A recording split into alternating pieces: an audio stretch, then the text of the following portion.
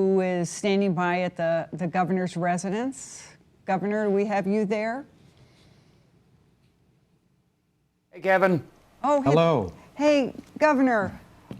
Good to talk to you. I've realized over the past few weeks just how you're not only the first governor to endorse Joe Biden, but I think I'm realizing how tied in you actually are to the campaign, and just wondering what you're hearing about that national race before we come back and talk about Connecticut. Most of my conversations are indirect, but I can tell you I think that the Biden campaign is feeling pretty confident.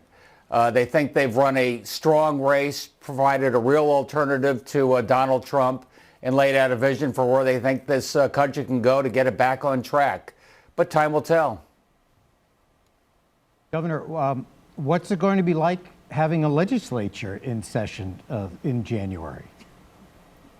It'll be a change, Kevin. Yes, we haven't had the legislature in session for a while, and let's hope that we get this COVID behind us to the degree to which we can get everybody back in the building safely and get back to the normal course of business. And I'm looking forward to seeing who the new leadership is, so we can sit down as early as this week or at least next week and start laying out our strategy for the new year. Well, if you keep watching WFSB tonight, you will see those leaders, because they're going to be joining us later.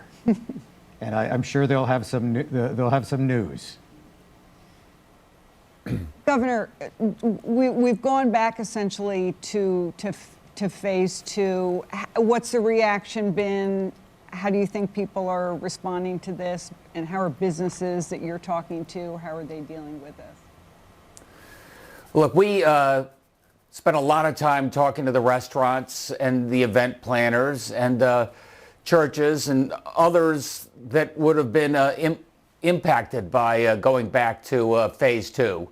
And I think people understand that we still have a COVID crisis. It's flaring up again in Connecticut. It's flaring up again all over the country.